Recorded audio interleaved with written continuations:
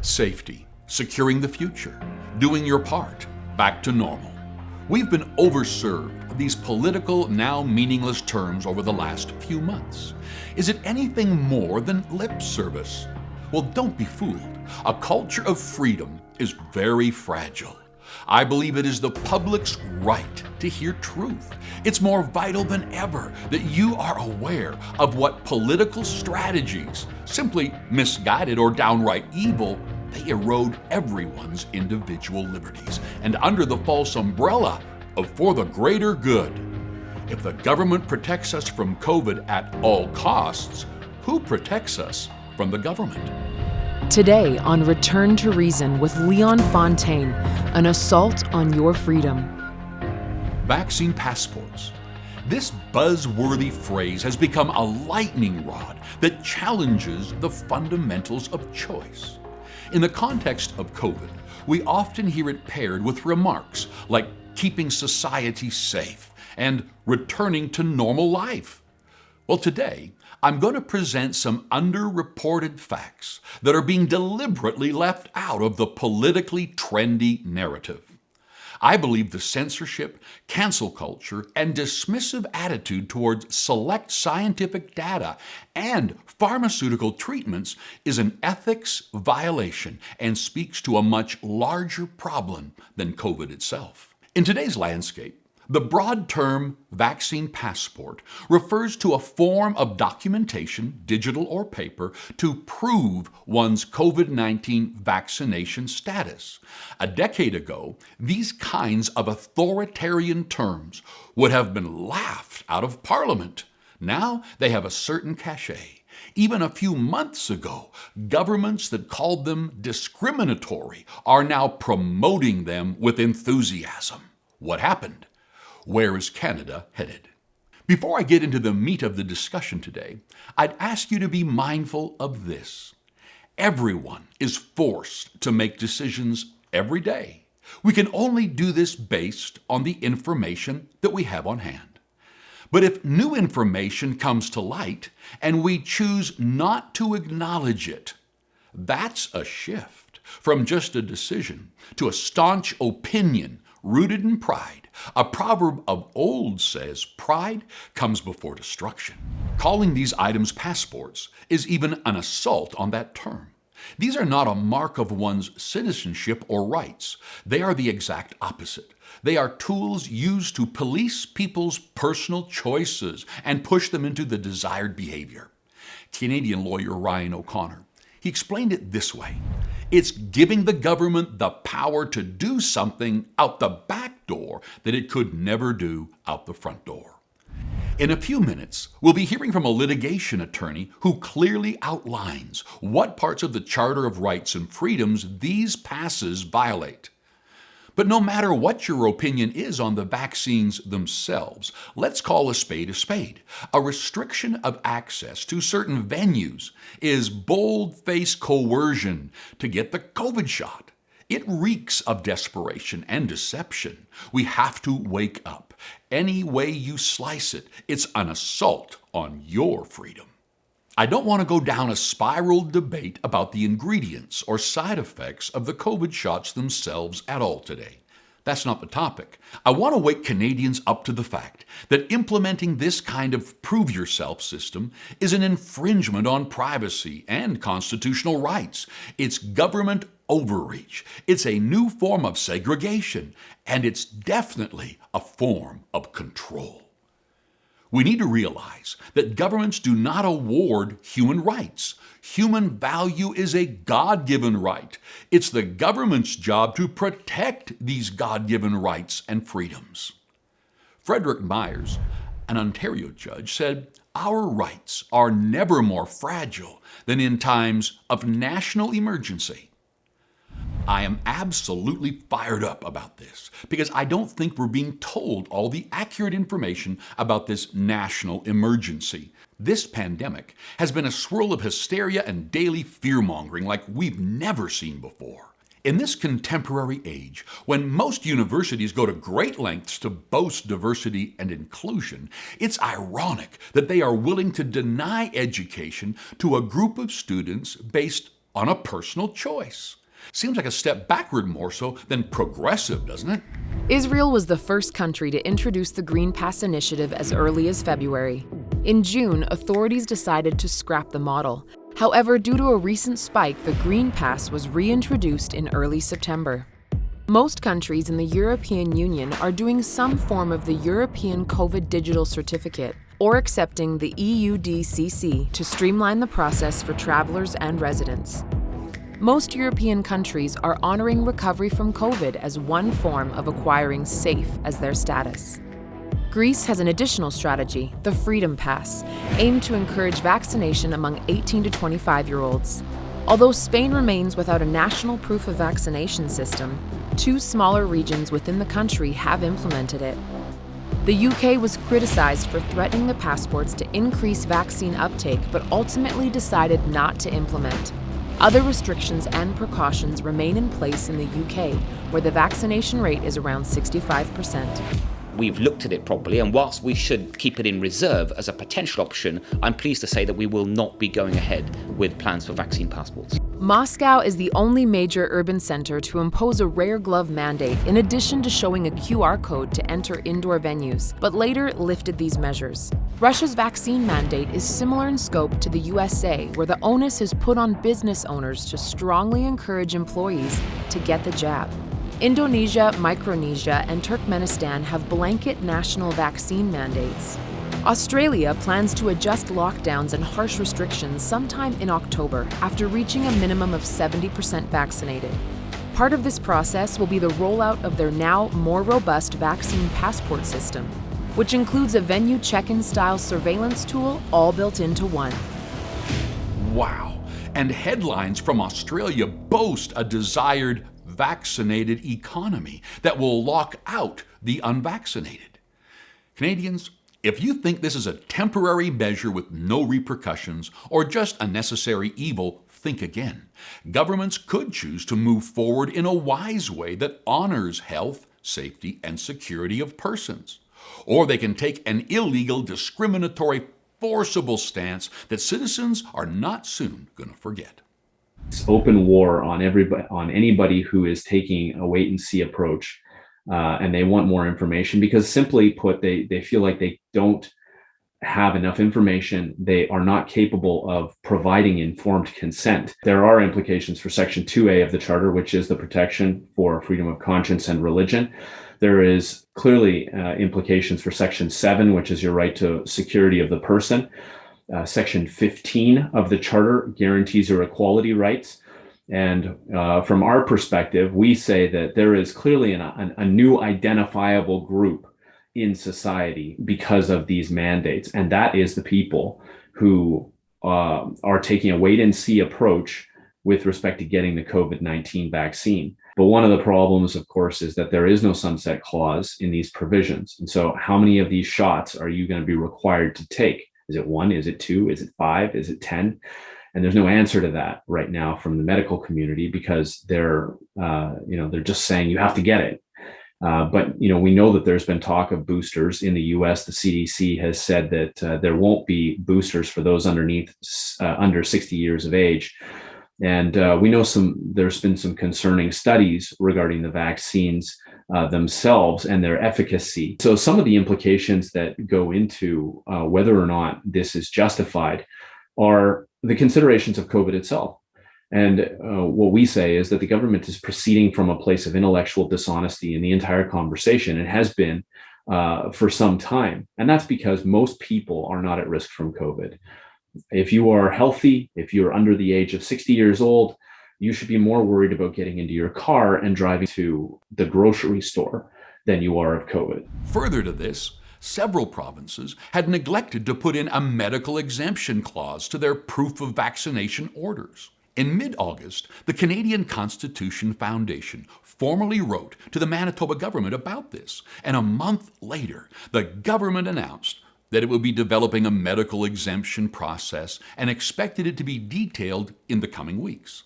Here's Litigation Director Christine Van Gyn with some details on what kinds of scenarios people are facing.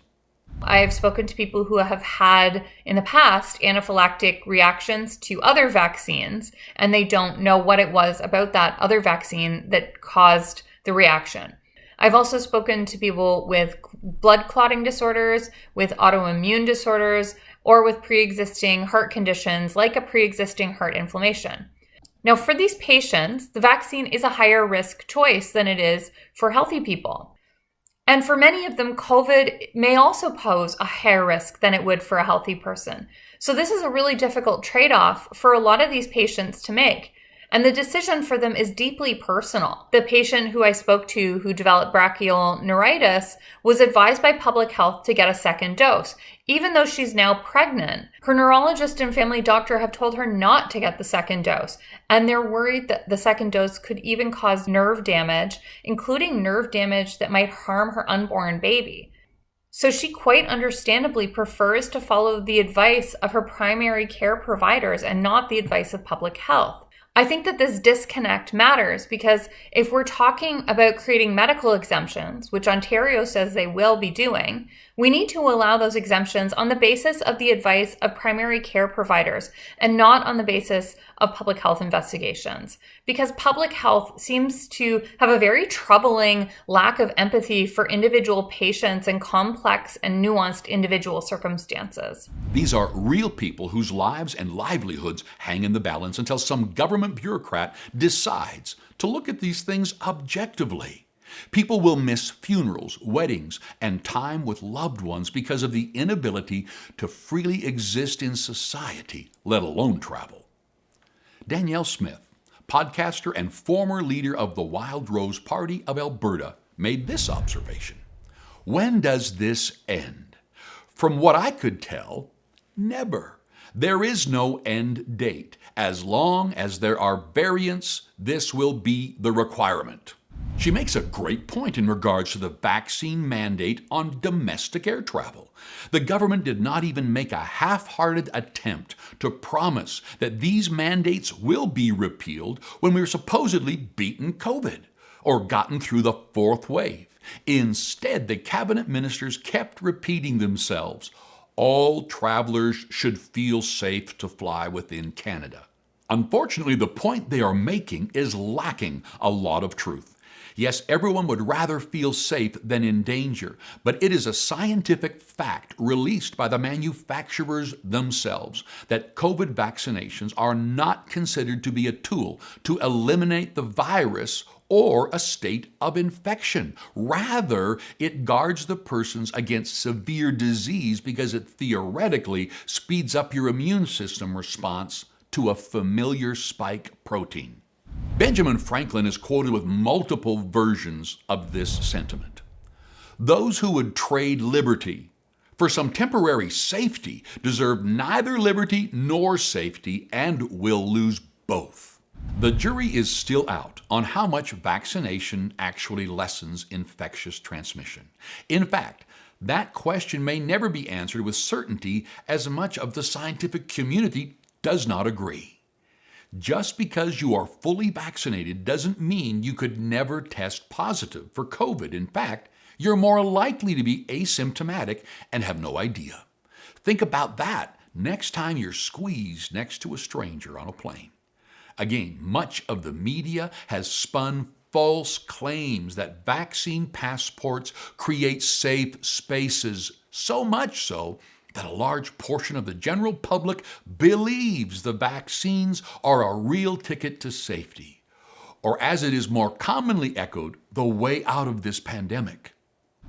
A lot of things about the vaccine passports don't seem to pass the common sense test. Here's just a few. What about an exemption for individuals who have recovered from COVID? Many peer-reviewed medical journals conclude natural immune memory is much broader and more long-lasting than the vaccinated only. What about the logistical challenge of training the 19-year-old hostess at the local restaurant to be able to fully enforce and implement this legislation? If this restricts some people the way it's intended to, what about the inevitable demand to create and sell false documents? What about the considerable divulgence of private health information? It's like suddenly privacy is something we shouldn't mind giving up freely. Does any of this matter? Is it really about creating safe spaces, or is there another agenda it's meant to accomplish? You see, many in power have been counting on the public's reaction to steer this narrative in the direction they want. If they can play to your feelings, they can estimate your compliance. Press conferences about the ICU bed count is without a doubt an exercise in scaring the hell out of Canadians. Wear this, take this, stay here, do this, fear, fear, fear. David Redman has been asking government, both provincial and federal, to reconsider their action plans since April 2020. Yes, for over a year. Redman is a former executive director of the Alberta Emergency Management Agency. Before that, he spent over 25 years in the military, retiring as a lieutenant colonel with vast experience in logistics. In any situation where the public is involved, fear in a democracy is an unconscionable tool to use. It is not only wrong, simply because you don't ever want people to be afraid, but confidence in government is paramount in the middle of an emergency. And you do that by writing a plan, presenting the plan to the public, showing how they can interact with the plan, how they can send feedback, and making sure they understand their role in the plan. Out of the 15 non-pharmaceutical interventions, ones that we've come to know are closure of business, closure of schools, isolation of people that have been exposed. All three of those strongly recommended against in a pandemic of this nature. Why? Because it was known from previous pandemics that those measures have no significant impact on the spread of a viral disease. Rights and freedoms aren't blanket. You don't just get them. They have to be put in place, and if you can demonstrably justify limiting a freedom for a specific period of time for a specific reason, the Oakes test is the test. You have to produce evidence and present it to the public why you are going to limit that freedom for a very short and specific period of time to overcome something. And you have to prove in the Oakes test that by limiting the freedom, you will do less damage than if the freedom was allowed to exist.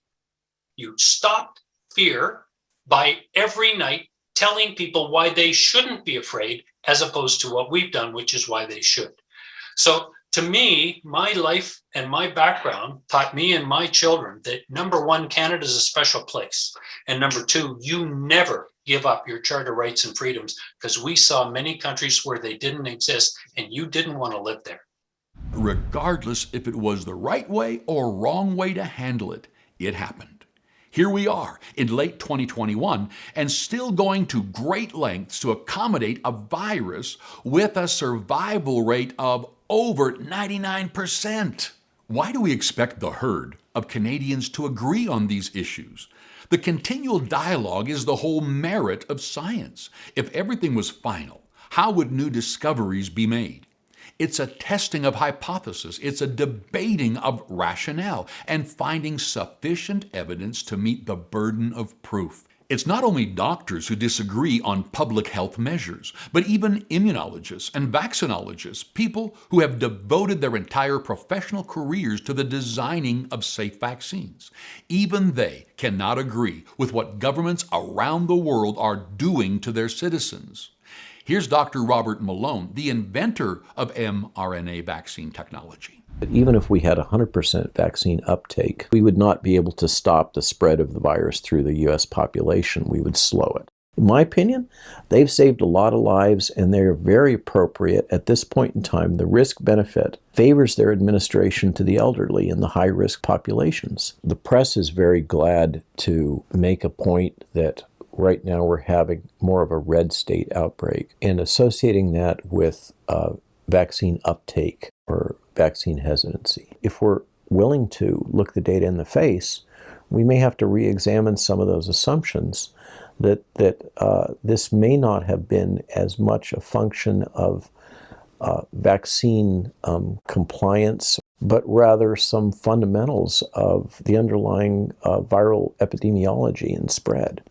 The logic that supports mandatory vaccination to protect the population, to mitigate the risk of infection and economic disruption in the workplace or elsewhere, that's no longer tenable. The vaccinated as well as the unvaccinated create risk of infection and spread. I find the mandate logic to be divisive, authoritarian, impractical, and unnecessary.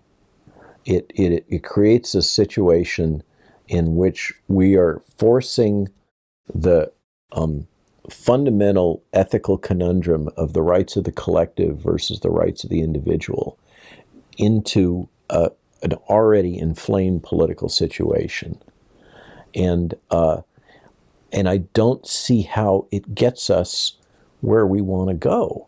It seems likely that we'll have to learn to live with COVID, just like influenza, the flus, chickenpox, and other diseases. Ask yourself and your political representatives this: why has there not been an overwhelming public health narrative about maintaining a healthy lifestyle, reducing toxicity, exercising, in other words, the mental-physical connection? Or how about a massive re-education on good hygiene habits and taking necessary vitamins? Vitamin D deficiency alone has been linked to death and severe outcomes. People make all kinds of personal health and lifestyle decisions every day, some of which affect others. Take smoking cigarettes, for example. Tobacco products kill an estimated 48,000 Canadians every year, and that includes those exposed to secondhand smoke.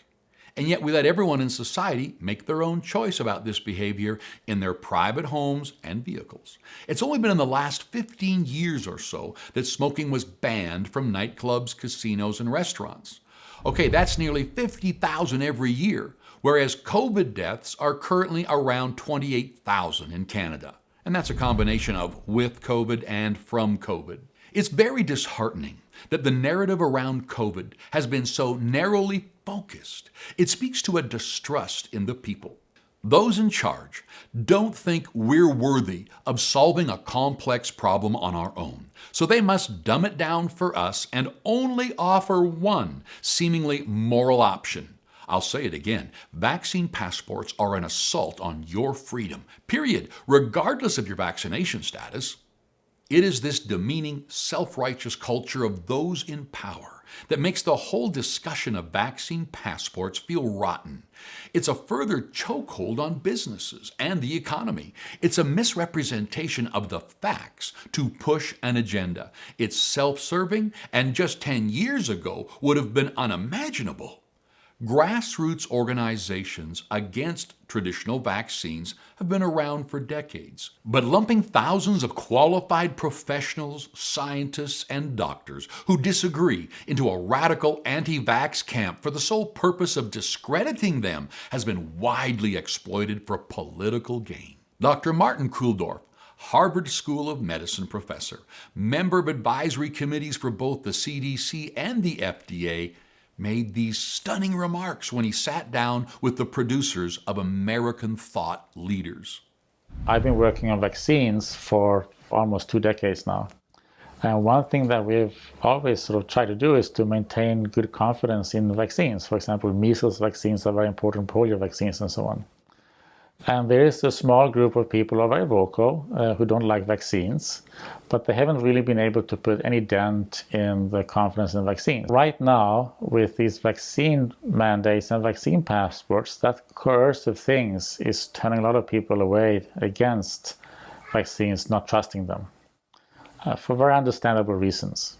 Because why do you have to force somebody to take the vaccine if it's so beneficial to you? That's sort of one rationale. So those who are pushing these vaccine mandates and vaccine passports, sort of vaccine fanatics, I would call them, to me, they have done much more damage during this 1 year than the anti-vaxxers has done in 2 decades. And I would even say that these vaccine fanatics, they are the biggest anti-vaxxers that we have right now. They're doing so much more damage to vaccine confidence than anybody else. So even if if it manages to get those people to take the COVID vaccine, it will turn them off from public health. It will make them distrust public health and turn them off from other vaccines that are not mandatory. I want to clearly state that I'm not trying to convince you or dissuade you from taking the COVID-19 vaccines. Today, I am on a mission to wake you up to the reality that proof of vaccination programs are restrictive, divisive tools that the government is using to manipulate its citizens. It's medical bullying. It's a surgical removal of your choices in how to live your own life. It undermines the very concept of the doctor-patient relationship, which is intended to achieve the patient's best health outcomes. Those who didn't grow up in the Western world often have a different perspective and appreciation for freedom. A family physician who was born in Uganda and immigrated to Canada from South Africa shares his perspective, and I quote, "What I've learned from living in Canada for more than 10 years is that people live in fear, but they don't necessarily live in danger. So the government seems to use fear as a weapon of control.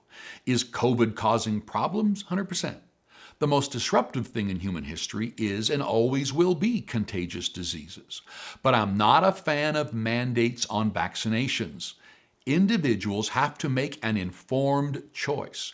If people turn to government for everything, then the government grows in power and the people grow in dependency. Do not let your freedom be chiseled away under the guise of back to normal and for everyone's safety. Vaccine passports are a slippery slope, the depths of which are uncomfortable to even imagine. But consider this, the power of a passport system lies in the public's acceptance of it. So where do we go from here? Well, if you care about this great nation, you owe it to your future and the upcoming generations to do whatever you can to point the needle towards true north again. If we have to inch our way towards unity, so be it. If we can take wise, purposeful steps to return to the fundamentals on which the country was founded, we might be able to imagine a future where Canada belongs to Canadians again. Many prominent influencers have told me time and time again that calling your members of parliament and MLAs is the best way to have your voice heard. This may require a good deal of effort on your part. My challenge to you today is do something. It's not difficult to find phone numbers for elected officials online. Reach out in whatever way you can. Let your opinions be known in a peaceful, polite, but uncompromising way.